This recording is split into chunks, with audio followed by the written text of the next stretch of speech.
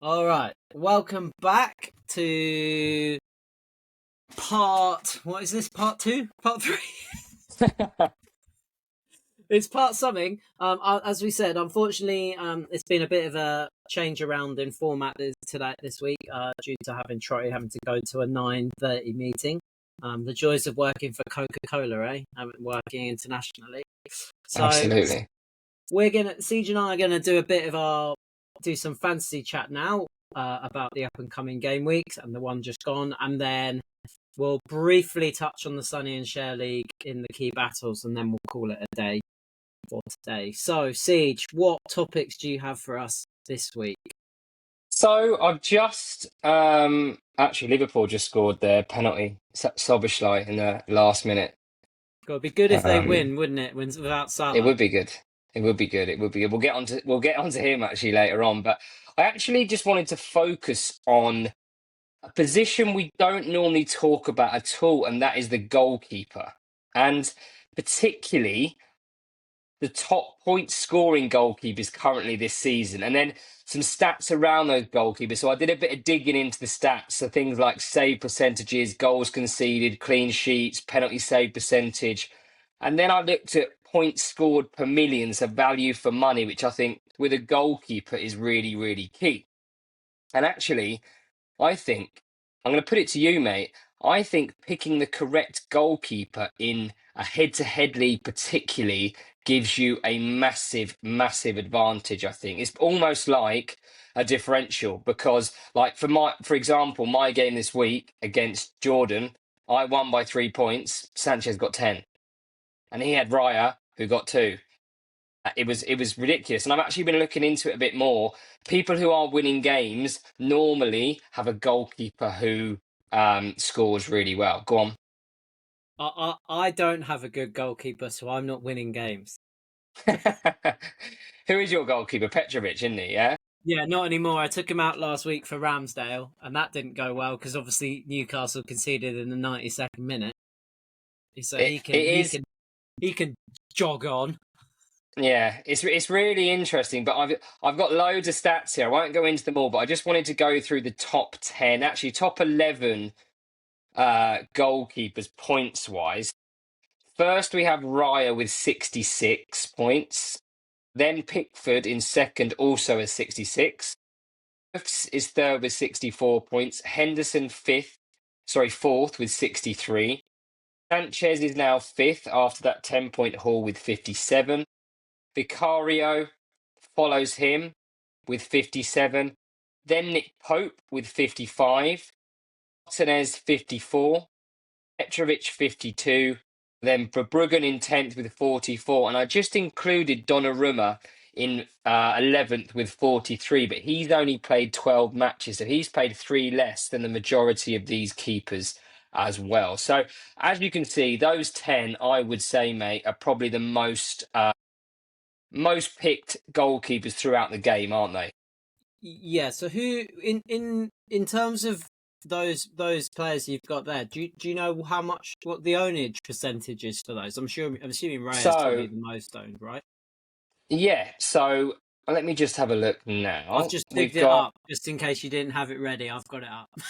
Yeah, so we got it's interesting actually because you would think they would almost go down in ownership, but they do almost. But so Ray is pretty much 35% owned, which is crazy for a goalkeeper. Then Pickford's 11% owned, Roof's 8, Henderson 9%, Sanchez 14.2%. He's the second most owned goalkeeper, well, behind Dubravka and Raya, but Dubravka's normally people's number two. But Vicario 8%, Pope 6.5. This one really, really surprised me. Martinez 3.7% owned. We'll get onto him a bit later. Then Petrovic 5.5, Verbruggen 5, and Donnarumma is now at 10. Really, really interesting. Just before I get into the stats, who do you think is the best goalkeeper in FPL currently? Or Currently, who would, if you had no budget, who would you choose and why? so if you'd asked me 2 weeks ago, it would have been David Raya just because of how good Arsenal were keeping clean sheets. But the fact that now Gabriel and Saliba are injured. That Mosquera is injured. Yeah, yeah. So they're now having to resort to Timber at centre back, and Cappy played 3 games last week. So right now, I've probably changed my mind, right? Yeah, yeah. And I would probably more lean towards someone like Jordan Pickford because he just makes so many saves a game. Yeah, yeah, And yeah. Everton defensively, they've got James Tarkowski up there who's probably getting some of the most defensive points as well. So I'd probably Pickford, but are you asking me personally who I would pick, or are you saying who Yeah. do you think I should? Who do you think is the best FPL goalie? What's your Well, question?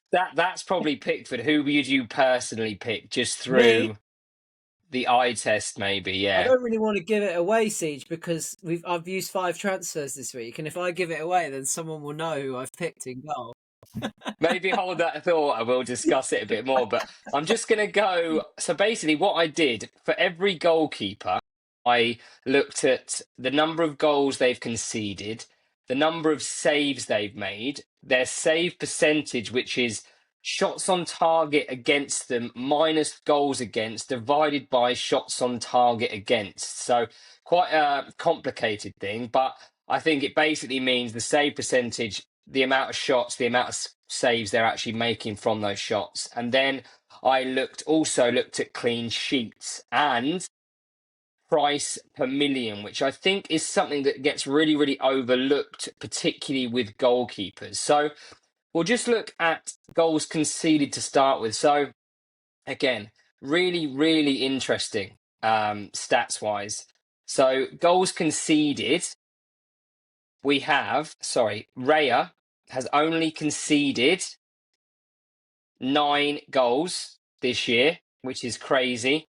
Closely followed by Emi Martinez, who's also only conceded 9 games. He's only played 12 games, to be fair, but only conceded 9. Then, He missed the start of the season, didn't he? Because of all that transfer malarkey about him potentially going to United. So they benched him for a while, didn't they? yes, absolutely. And then we've got Dean Henderson in third there with only 12 conceded, which I thought was really interesting. So Raya and Martinez have only conceded 9, and Henderson has only conceded 12. So basically, Palace have conceded 12, and Arsenal have conceded 9. I know Villa have conceded a few more because he's missed a few games, Martinez, but mad, mad, mad stats. And then it's actually really interesting. Then you look into the saves they're actually making because Henderson has only made 36 saves.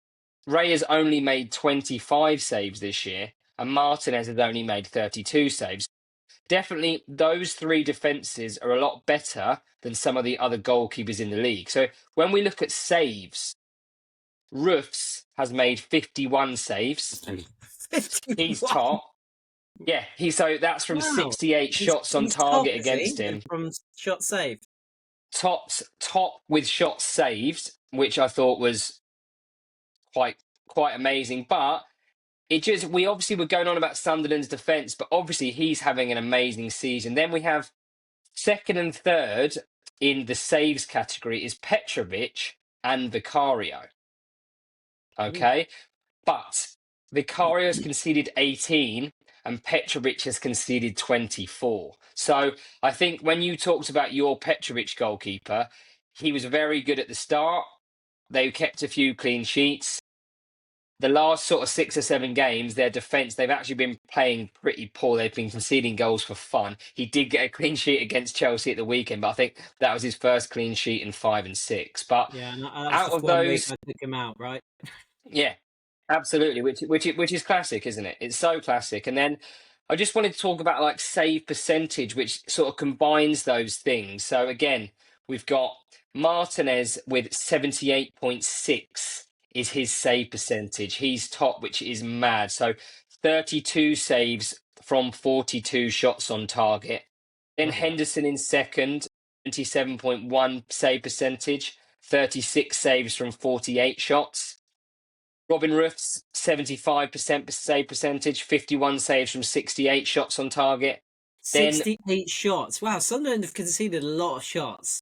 they So have, and I think that maybe they're not as good defensively as we think they are, but Roofs has been saving them. I think you're spot on. Digging into those, everyone's going on about the Sunderland defence because they've been scoring points, but actually, they've been scoring points due to attacking returns. And actually, the three times the lads have scored 17 points, they've also kept clean sheets as well. So it's just fallen in those weeks, which was quite interesting as well. Then we've got Nick Pope, 74.5% save percentage. He's had 39 saves with 51 shots on target. And then actually, David Raya doesn't come in till fifth. He's got a 73.5% save percentage, but only made 25 saves this year in Yeah, 15 I'm sure games. he's not facing a lot of shots, though, is he? No, because there was that stat earlier on in the year, wasn't there? They didn't concede a shot on target for about 4 games in a row, wasn't it? Which is madness.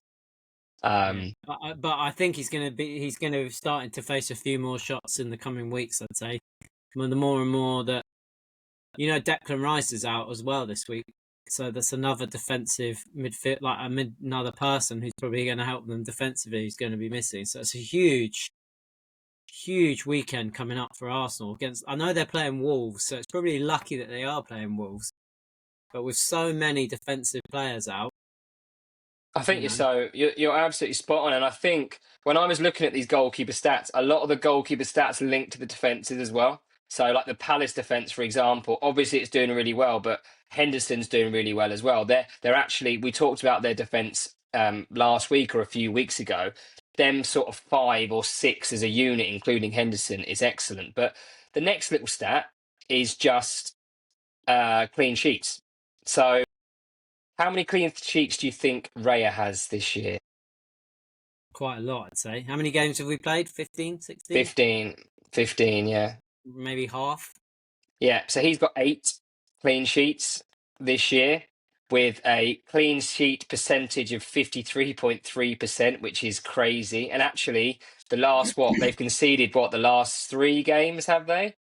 Yeah, I think so. Yeah. Um, Henderson in second with 7 clean sheets, alongside Robert Sanchez with 7 clean sheets. Chelsea have been good recently defensively, though, haven't they? They have, and I think he's kept 4 clean sheets in the last 5 or 6. So I've actually had him in almost from the start, and he's actually starting to do really well. So I was looking to use my 5 transfers, like we You discussed. know what he's going to do this weekend, though, don't you?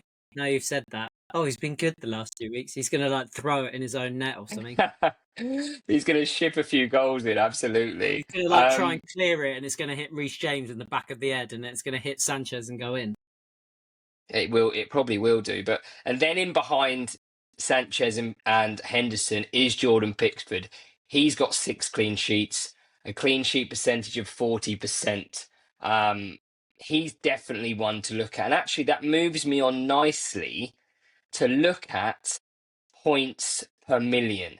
So this is the value of the goalkeepers. So who do you think is the best points per million at the moment, mate? I'm just going to read What does the that mean? first. What So does points per basically, it's million mean?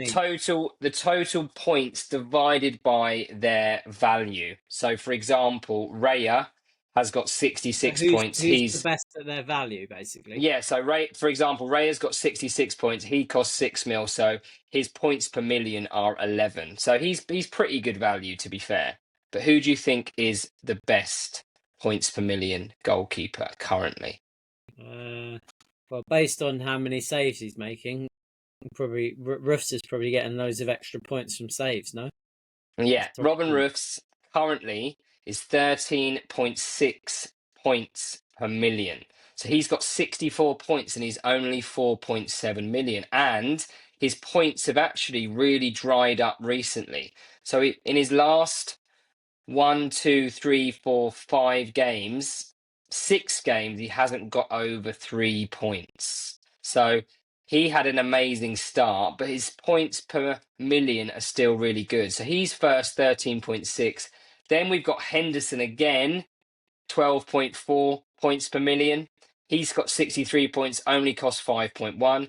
And then third, as we've been talking about, is Jordan Pickford, 12 points per million, 66 points, 5.5 million. So as you can probably see, mate, and hear, there's a lot of names coming up a lot, isn't there? And this is just going to highlight what I'm going to discuss at the end in terms of the best keepers moving forward. The last thing I did was went through the fixtures for the next 3 games and did a little fixture difficulty thing. So as we know on FPL, if it's an easy one, it's 1, then 2, then 3, then 4, the hardest being 5. So the higher the score, the harder the fixtures. So top 3 for fixture difficulty were, so Emi Martinez has a fixture difficulty of 8. He has West Ham away, Man United at home, Chelsea away. Roofs also has a fixture difficulty of 8. Newcastle at home, Brighton away, Leeds at home. And then David Raya also has a fixture difficulty of 8. Wolves at home, Everton away, Brighton away.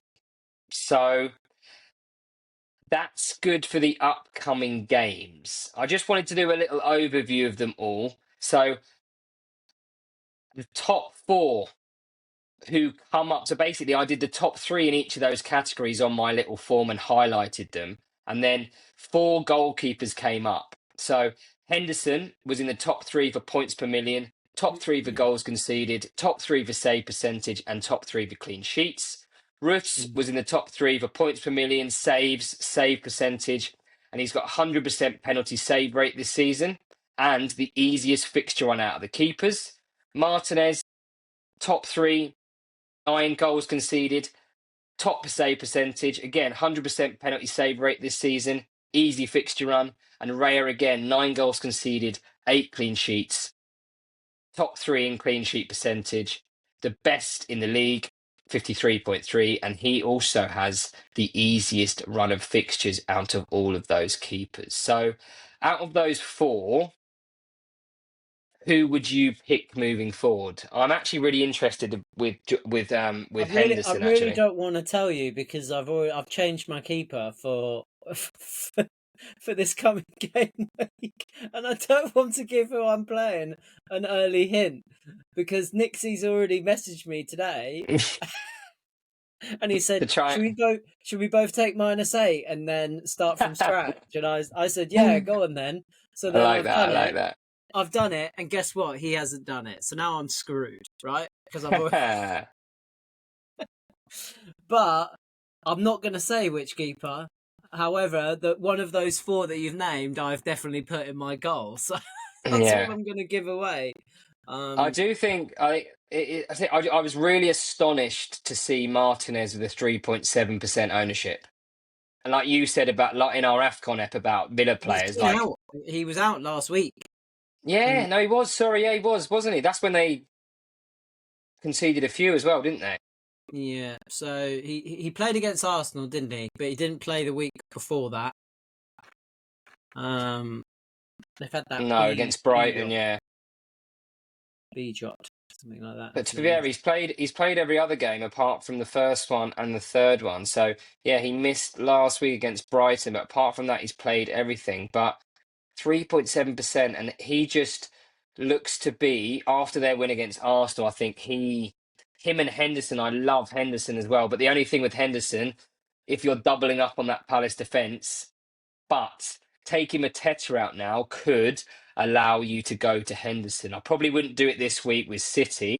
After that, it might be a good shout. But yeah, that's I actually quite enjoyed doing the stats on that. It was really, really interesting to sort of see people's choices because most people, I imagine, have Raya, Pickford. A lot of people do have Sanchez. I really like Sanchez actually. I'm going to keep him for the foreseeable going forward. But so we're just going to move on, mate.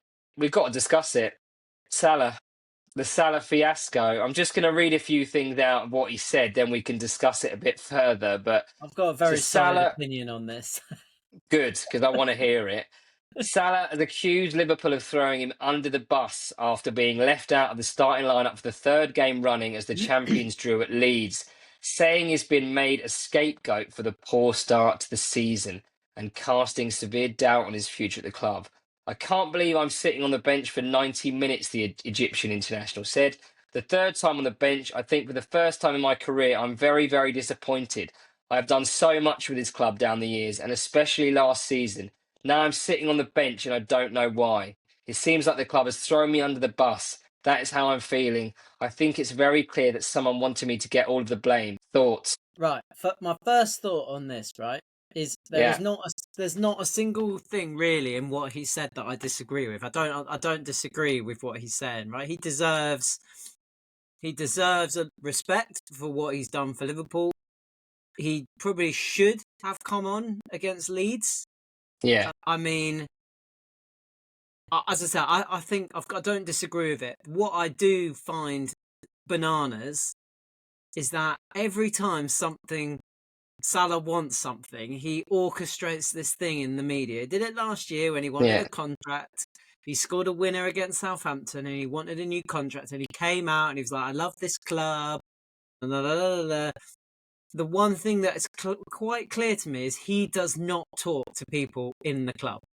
And this is like, this should have been something that should have been discussed in the locker room or in the manager's office or however it's done in football clubs. I mean, we don't know, right? We don't work in professional football environments, but this is something that should have been done and talked about behind closed doors. Now, if it's talked about behind closed doors and then nothing comes out of it, then fine, go to the media.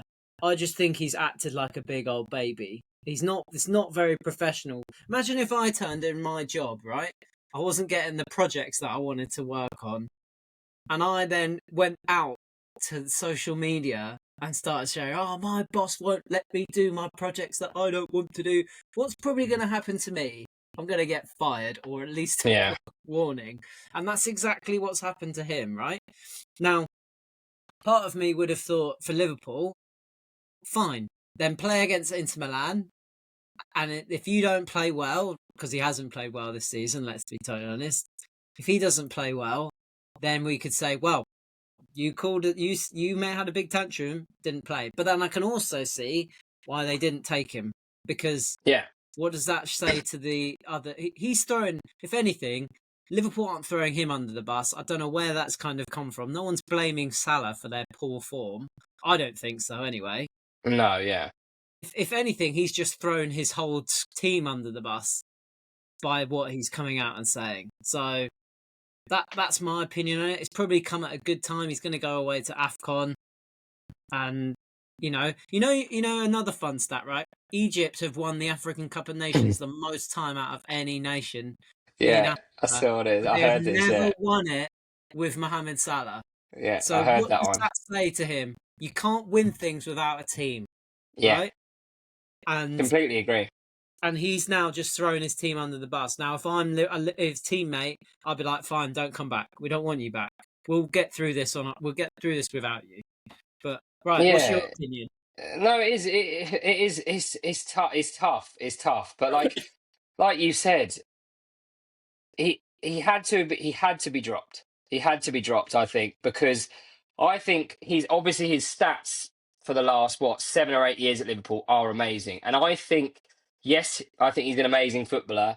But I do think the goals and assists do sometimes cover up his bad performances. And I think because they were talking about, oh, Salah never gets back, blah, blah, blah. He's never done that. He's never done that. And actually, I think that just shows how much of a good defender Trent must have been. I know Trent got a lot of stick, but obviously Trent had Salah not doing any work. So he must have dealt with it really well. And I think Trent has been a massive miss for Salah in terms of literally feeding the ball to him.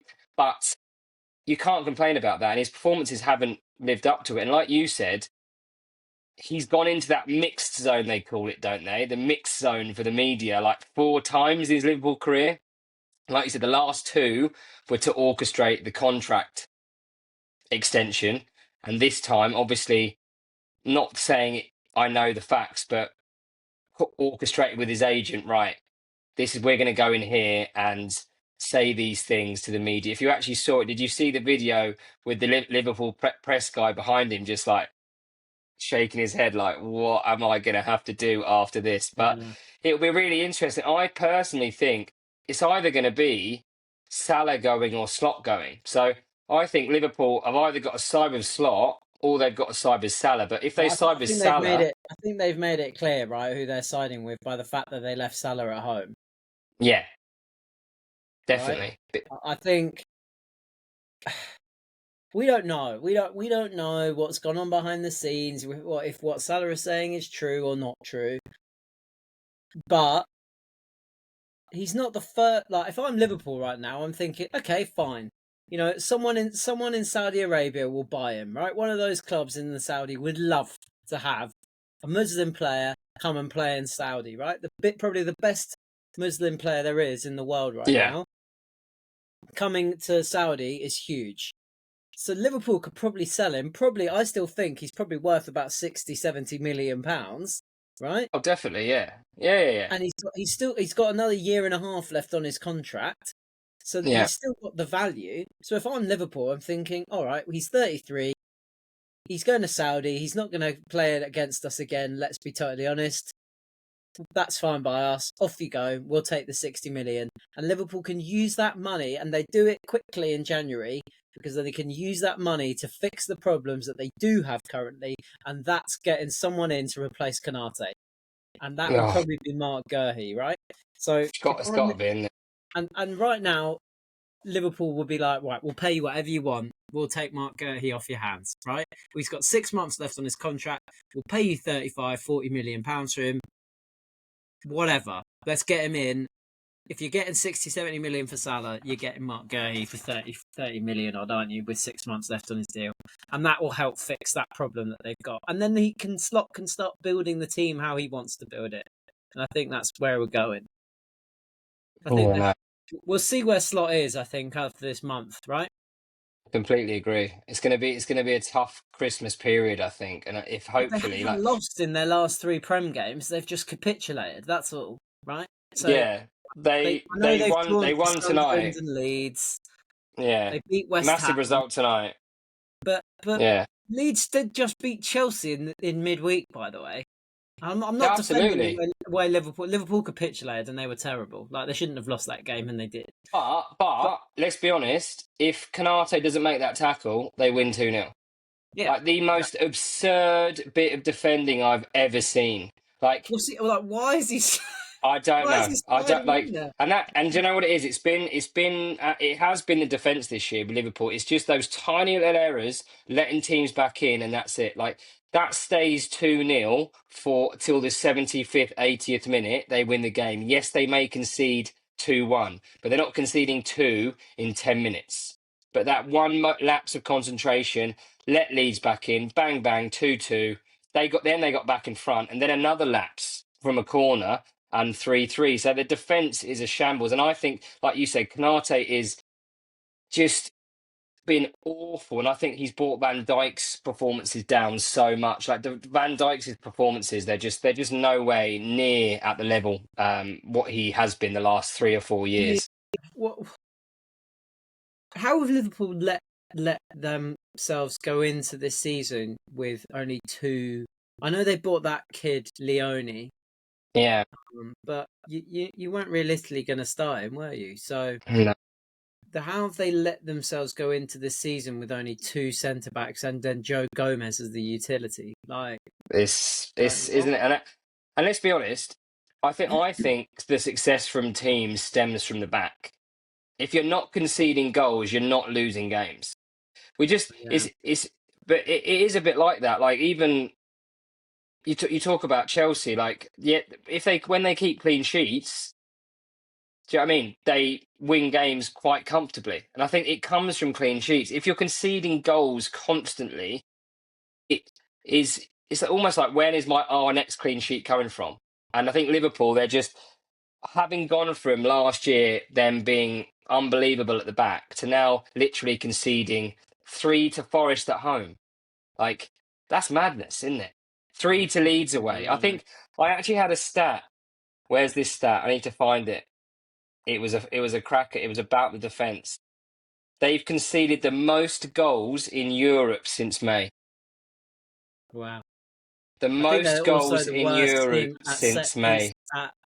They're also the worst. I think I sort of read this earlier, that in terms of set pieces, they're the worst at attacking and defending set pieces. So they're not, set pieces have just gone completely under the radar. Now, that people will ask that question, right, about Liverpool and think, well, last year Slot had Klopp's team didn't buy anyone. Yeah. He bought Chiesa, right?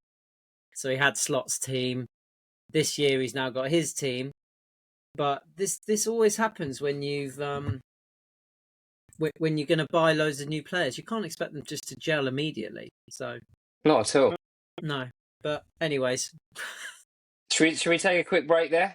we'll take a quick break and then we'll come back and finish off the Sonny and Schar key battle, shall we? Right. Well, welcome back. We'll probably breeze through this next bit and then call it a night. But moving on to our Sonny and Schar League.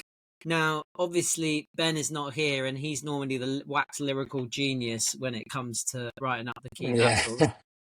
Unfortunately, I have been too busy today to actually attempt to write them. I think Siege has done too much writing on fantasy stats. So, unfortunately, we haven't written up loads of detail in key battles, but Ben will be back next week, and I'm sure he'll do it.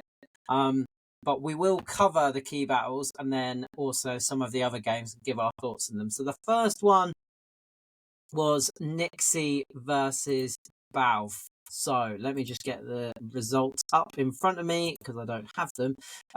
So Balf snuck one against Nixie. I believe Nixie took -4. So he ended up losing by 3, which is massively painful because he could have beaten Balf by a point. But in terms of where Nixie is in his form, it's not looking great in terms of form-wise for Nixie. So just looking at his most recent form, he's got 1 win in his last 5. Oh, so that's nasty. Yeah, so I've got him this weekend. So is that an opportunity for me?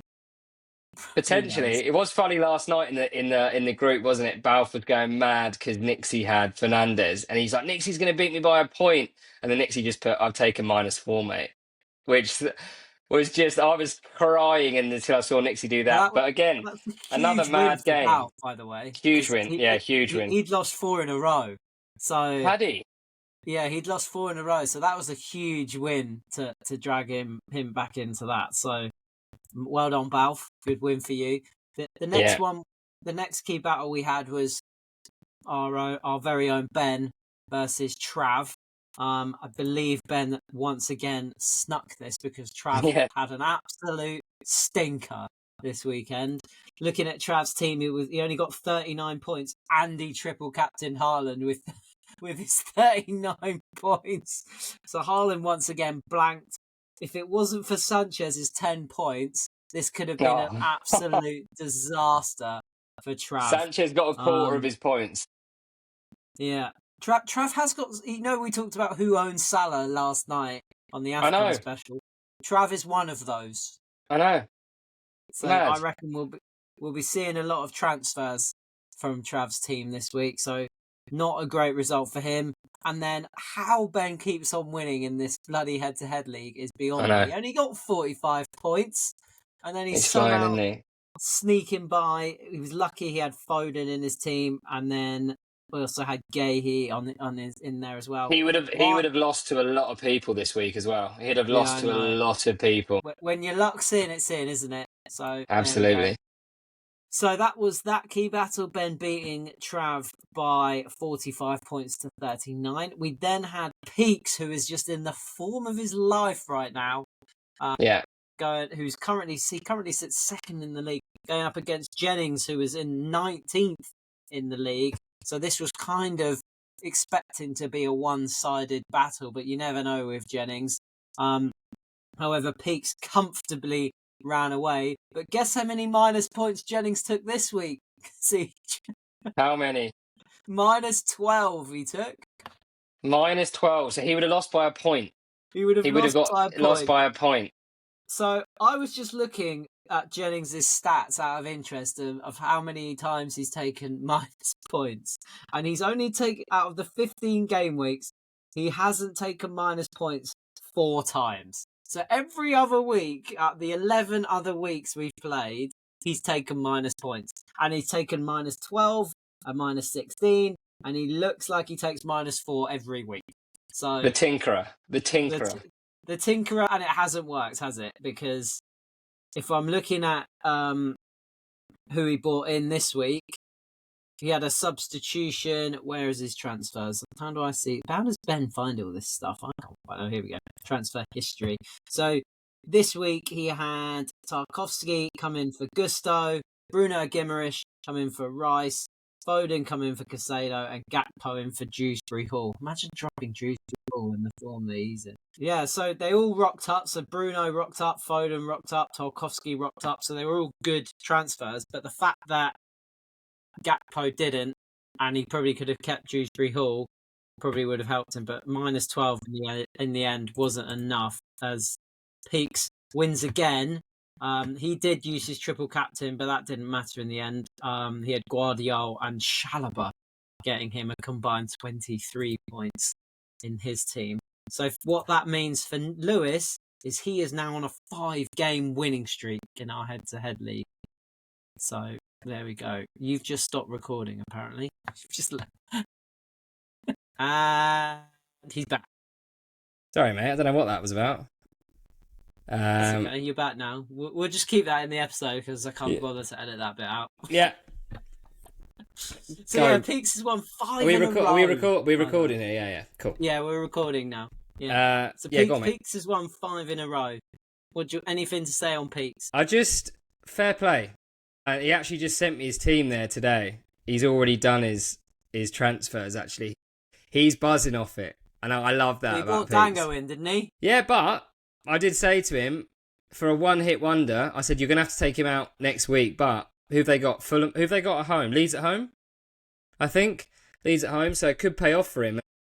He just seems to be, everything he touches at the moment is absolute gold. Like, he got another 63 points. Like, we've got a league, me, Peaks, Nixie and Trav, and he is currently top of it.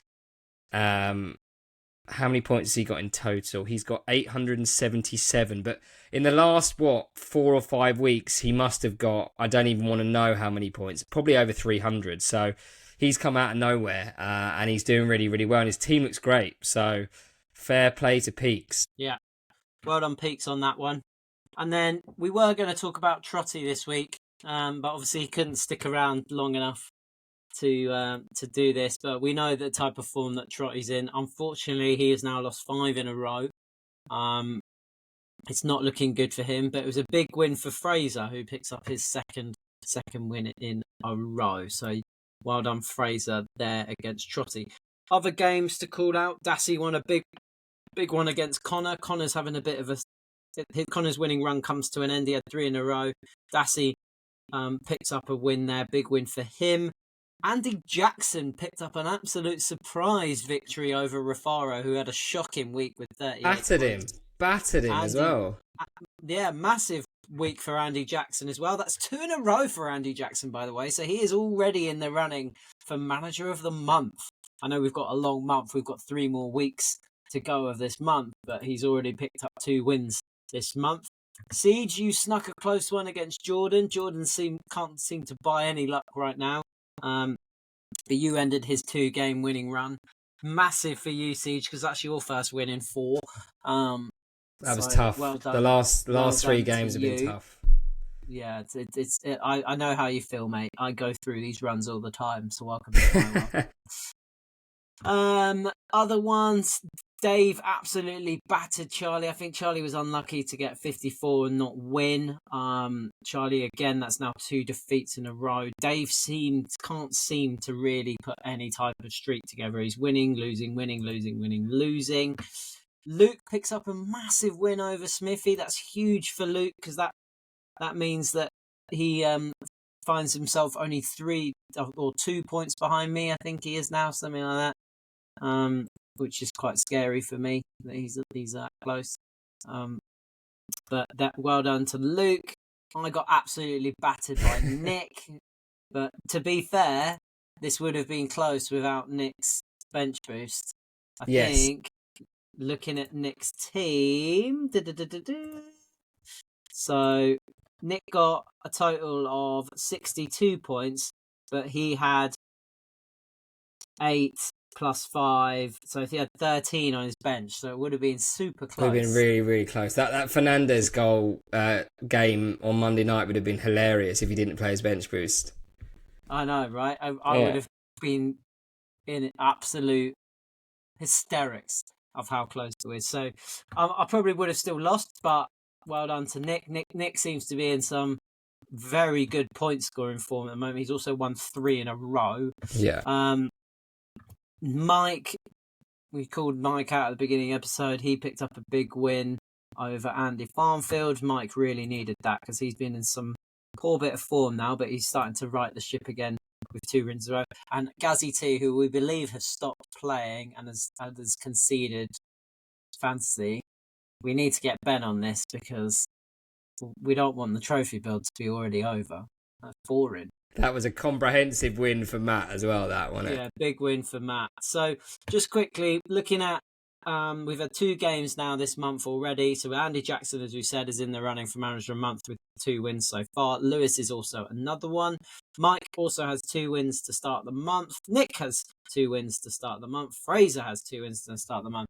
And Ben also has 2 wins. But we don't want Ben to win manager of the month. He's already won it twice. We don't want him to win it again. No.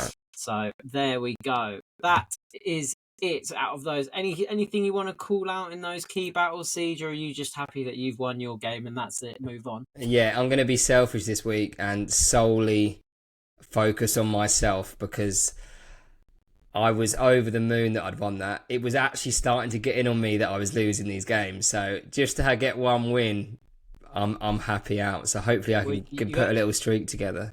You've only had 2 wins in your last 8 games. How does that make you feel? Brutal. That is brutal. After 7 in a row, wasn't it? Didn't I win 6 in a row or something at the start? You went on a run. You won 6 in a row. Yeah. If it makes you feel better, I've only won 3 of my last 10. We're doing well. The commissioners are doing well here. Well, it's the head-to-head, isn't it? That's brutal. It's a different game to points. Like if we were talking about total points, I'd be quite happily mid-table right now on exactly. 13th. Yeah. But I'm actually 17th. Yeah. There we go. But yeah, on that actually, just quickly, I like calling this out because I like looking at the difference between who's where in the league and who isn't. So just quickly, Trav is up 10 places. Yeah. So Trav should be 16th in the league, but he's actually 6th in the league. If we were looking at total points, Trav would be down there. We've also, obviously, with the other one on that is Nixie, who should also be 6th. Oh, so he should be 16th and Trav should be 17th, but they're both 6th and 7th in the league. And then down is obviously Nick. Nick's been flying on points recently. He'd be 2nd in points, but he's actually 9th in the league. And then obviously, and Charlie as well would be struggling. He should be 11th, but he's actually 16th. But there we go. Right, Siege? Yes, mate. That's probably the end. I'm knackered. It's late. It is. It's been a long day and it's been a long one. But it's been a pleasure this week. We'll be back next week with, I believe we're going to have another guest on next week. I think Charlie's coming on to join us. Now he's on school holidays. Yeah. Perfect. So that'd be good. We can really lay into him about the Chronicles of Charlie. Hopefully he loses again on the weekend. That's why he's coming on, isn't it? So we can talk about him, basically, isn't it? Yeah, that's why. Exactly. He wants to be talked about. Yeah. So why don't we just not talk to him the whole episode? Only kidding, Charlie. Only kidding. Right, Siege. Thank you very much. Shall I do the honours? Yeah, go on. You do it. You do it.